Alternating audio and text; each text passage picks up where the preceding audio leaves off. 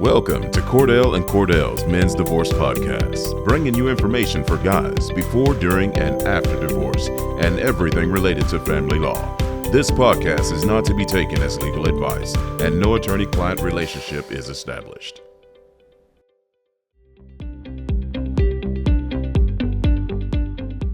Welcome, everybody, to a new installment of Cordell and Cordell Men's Divorce Podcast.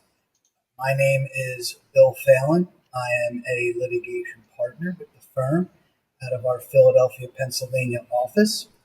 And I am pleased to introduce my colleague for the day, Tomekia Lee-Chaney, who is also a litigation partner out of our Dallas, Texas office. Hello, Tomekia. Hey, Bill, how are you today? I'm well. I am especially well because today we are talking about a very important topic.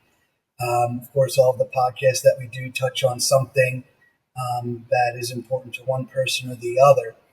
But today we are talking about the issue of what happens if you are in the middle of your case, of your litigation, and you happen to lose your job. What do you have to consider? What should you be doing with your attorney? What should you be doing personally? How do you protect yourself and your interests going forward in that type of a scenario?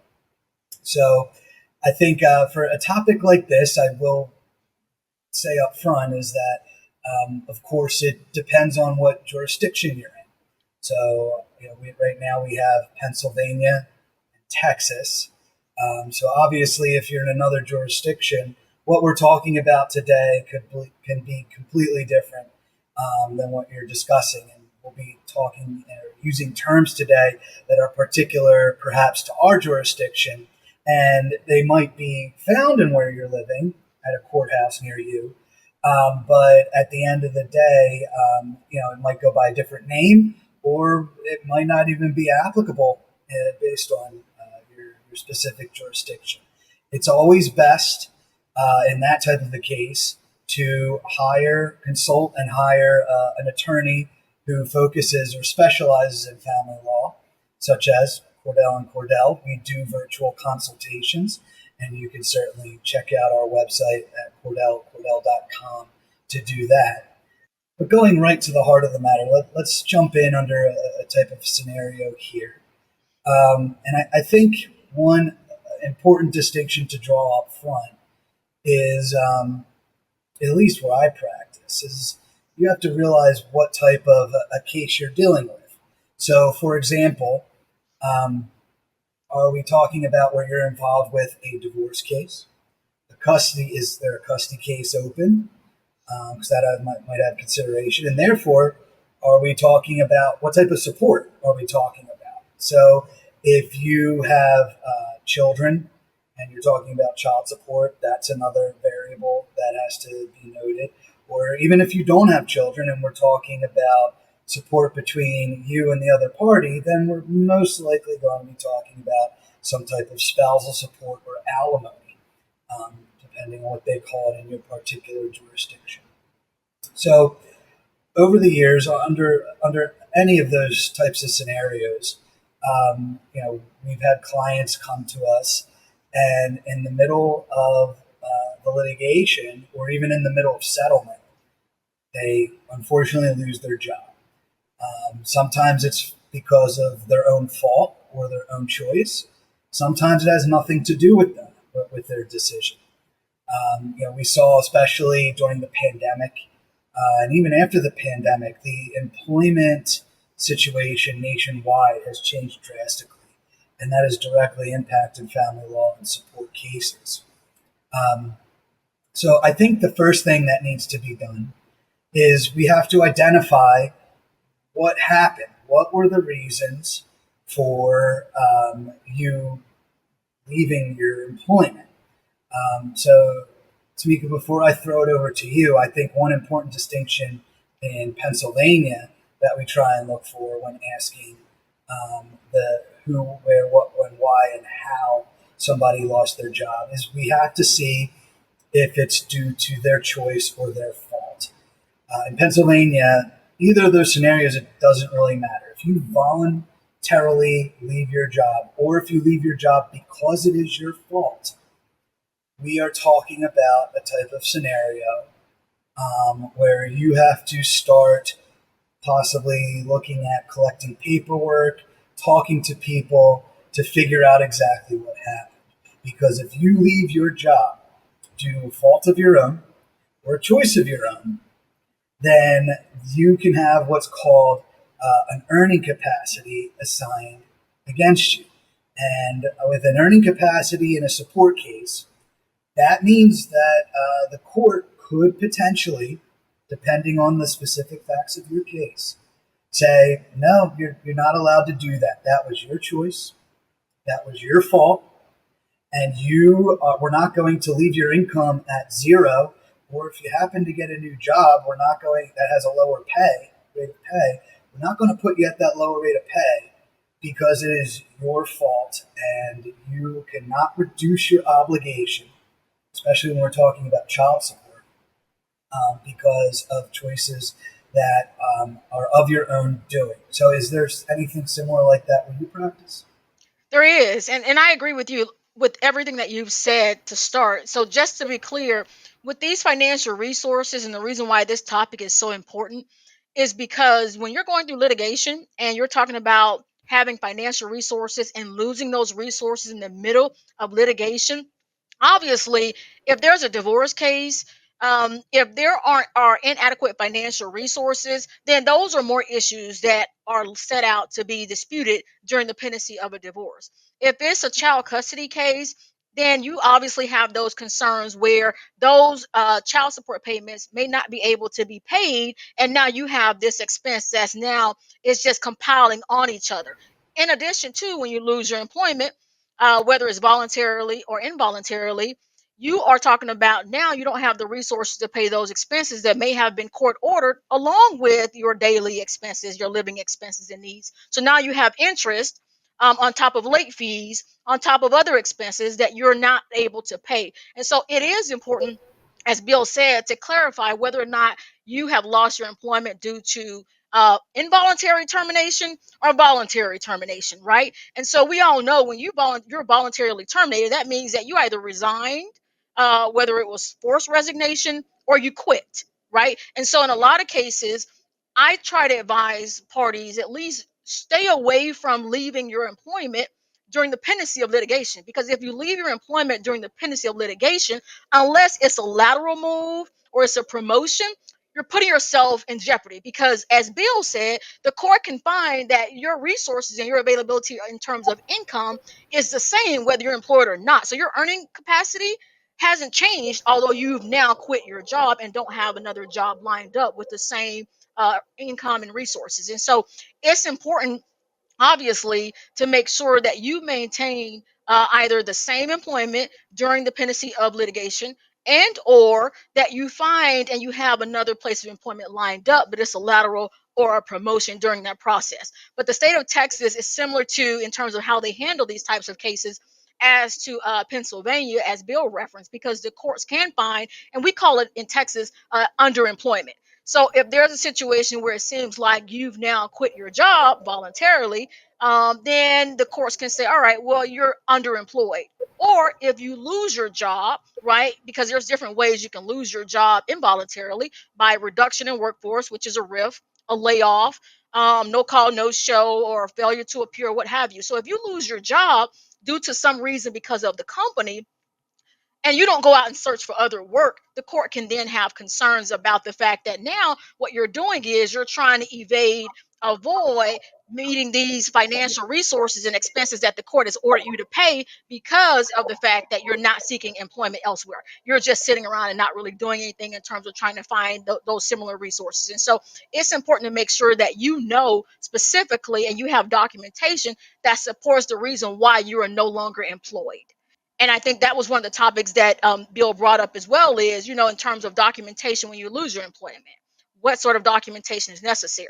And I know in Texas, we have what we call the Texas Workforce Commission, where you can go to this particular company and they assist you in trying to find employment, but they provide documentation to you and you can save applications in regards to that. But you need documentation from your employer that verifies your former employer, that verifies the reason why you were terminated.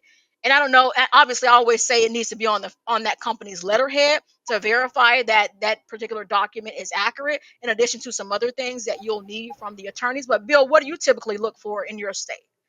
Yeah, I think those are some great next steps, and that's a good segue into going through, next steps and who do you go to and what do you look for? I think those are two key areas here. And this can happen too, even if you are let go through no fault or choice of your own, you still want to look at some of these items, regardless of how you left your previous employment, because sometimes they may not just take your word for it. You need to show and back up and corroborate what you would testify to. So one item I think that was somewhat touched on that we would look at is if you were let go due to no fault of your own, at least in Pennsylvania, you may be able to apply for unemployment compensation benefits. So if you're unemployed, one good thing to do is to hop into that queue, apply for unemployment benefits. That might be a good idea. And to show that, look, I'm trying to mitigate the loss of my job. I'm trying to do the least amount of damage to my case or to my obligation to support my spouse or my children by going and getting these benefits, even if those benefits don't amount, and usually they don't amount to, what your previous income was. They're depending on your state, they could be a fraction of what your previous income is, depending on how long you paid into that benefit. But you should still try and at least apply. Now, depending on your state as well, and sometimes this even varies in Pennsylvania, depending on the facts of your situation. Sometimes you can get barred from receiving unemployment benefits if you were terminated because of your fault. So, that might be something to keep in consideration and maybe even seek legal guidance from an attorney who practices in that area to make sure that you're sizing up your best case to get those benefits, because that is a related area of the law. Similarly, if you left your job because of a disability, especially we're talking not short term, we're talking a long-term disability. So, you might be looking at a workers' compensation claim, which again is controlled by the laws of your specific state or jurisdiction. Or you might be looking at a possibility of applying for Social Security disability benefits or SSDI.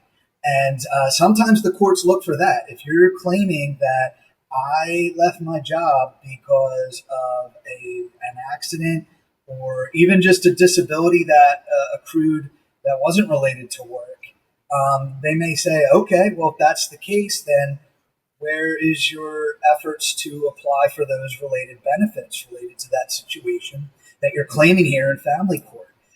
Again, having counsel for those types of efforts might be advisable, but definitely get the documentation on that for your case. As far as other documentation, I also tell my clients, and this is more in the sense of if you, regardless of whether you left from your own choice or not, is to keep proof of your efforts to look for new employment.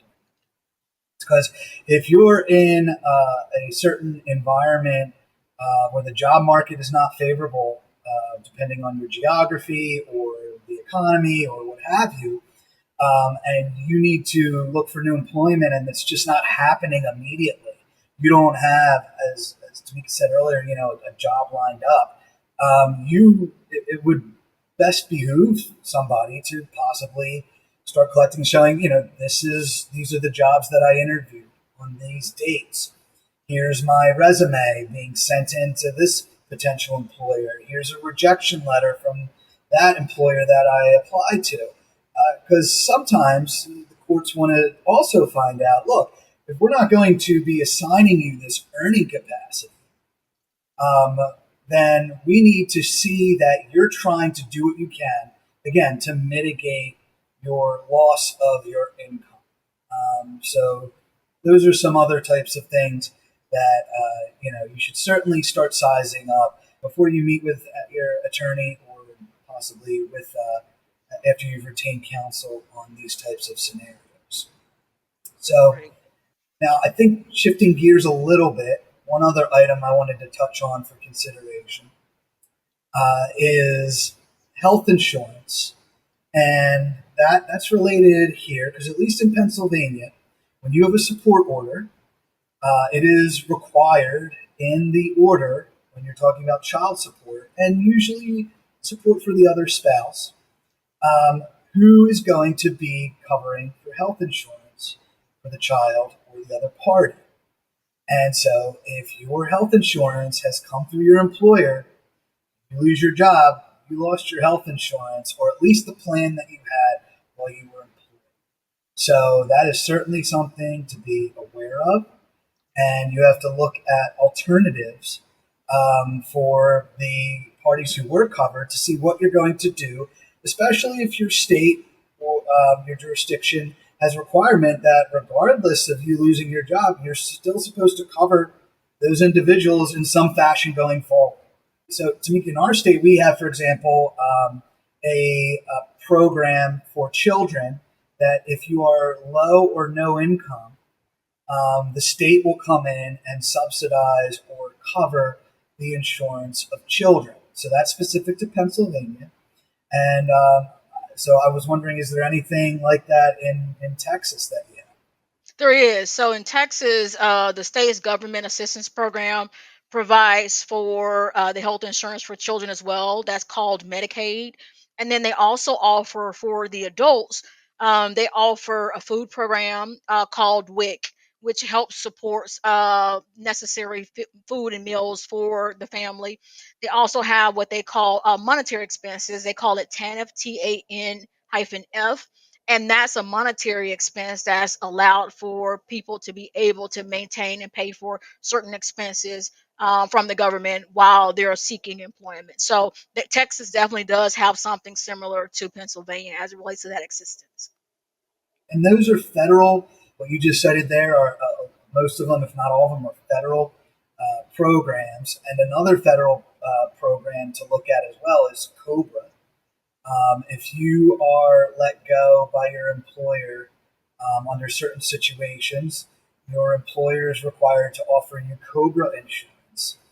So that's another option you can look at. In my experience, though, COBRA has been very expensive, sometimes cost prohibitive as an option for parties sometimes. So you definitely want to size up your options on what is offered by your employer as you part ways, what is available based from Uncle Sam, and what's available based on your specific state that you live in. And then those are certainly some things that you want to go over with your attorney, because you certainly don't want to run afoul of your state law or any applicable orders that might be in your case that require you to cover health insurance. Sure. One last item I think I also wanted to bring up and get your thoughts on this, Tomekia, is when I mentioned that earlier in our program here, that we'd be looking at certain situations like there was a divorce. So if there is a divorce still pending and you lose your job, you also want to make sure you consult with an attorney, a competent attorney in your jurisdiction, to make sure that you aren't taking any next steps that could hurt you in the divorce.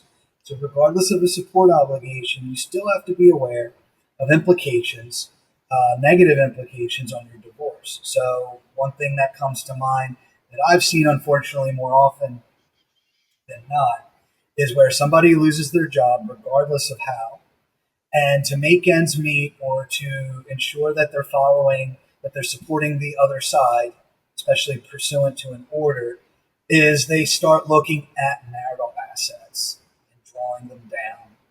I'm thinking about the 401ks, the IRAs.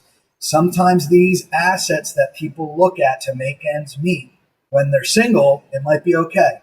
But if you're married and those are assets, they happen to be assets that are subject to the divorce, and subject to division by a court in your divorce, and you're drawing them down, you might be stepping in an area, going down a road you don't want to go. And again, that's why it's very important that you have competent legal counsel who can guide you through this and advise you as far as saying what's on off limits and what's permissible, so as to, even on a temporary basis, try and make ends meet. And so that's one thought I had. And do you have anything else to add to that, Tomekia? Yeah, absolutely. So a lot of times, if parties have historically used those sorts of resources, like receive monies from restricted stock units, or IRAs or 401ks to offset certain expenses during the year, then it's not as problematic in terms of them continuing to do so during the pendency of a divorce, at least in my jurisdiction. However, if there are situations where it's not as common, then we're able, if you retain a family lawyer who's experienced and knowledgeable in the area, we're able to seek relief from the court to allow you to be able to access those resources if it's necessary. And obviously, if it's tax-free monies, it's easier for the courts to approve to some degree, because you don't have those implications when your divorce is over in terms of those tax consequences. However, if it is a tax based account, then you want to make sure that you ask the court, so request relief from the court that covers those taxes in conjunction with the amount that you need to be able to maintain your expenses while that case is pending. And obviously, I would say the best case scenario for anyone would be to see if it's possible to borrow monies from family members or friends who either won't charge any interest or of such, or will charge a lesser interest than what will be taxed on, so on and so forth, from these other banks and so forth. So I would tell you, consider all your options when you're engaging in terms of trying to get resources to cover expenses when you lose your job. But you definitely, as Bill said earlier, want to contact a family lawyer who's experienced and knowledgeable in the area, who can advise you in making the decision that will allow you to be able to maintain your expenses, your living needs, while adhering to a court order. And that includes if that attorney needs to go back to court and ask the court to modify those prior orders in order to make sure that you can comply. That's another option that the attorney can do on your behalf. Great. I think those are all great points. I think we're going to leave it there on such great observations. I would like to thank everybody for watching us on this episode of Cordell and Cordell's Men's Divorce Podcast. We hope that you never find yourself in a situation where what we discussed today would become applicable, but it happens. And if it does happen, we hope that you found the information. We found that this podcast informative.